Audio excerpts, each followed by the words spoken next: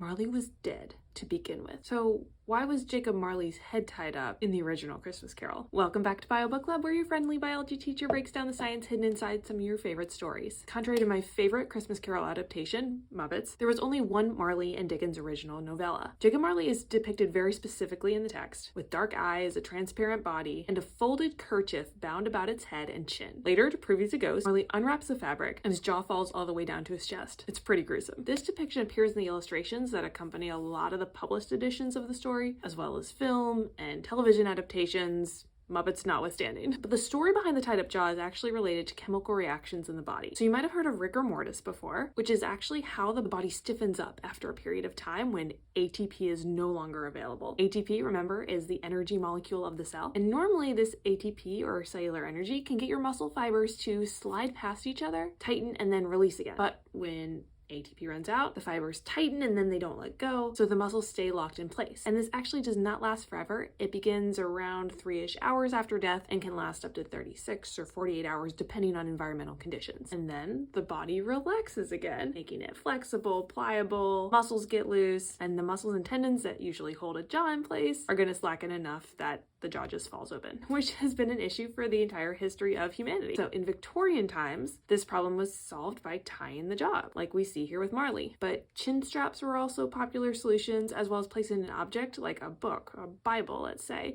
underneath the mouth. After a while, people started using metal pins and wires, and now people who prepare bodies, like morticians and embalmers, have special needles and thread to hold the jaw, so there's no need for that fashionable head wrap like Marley had. Happy holidays!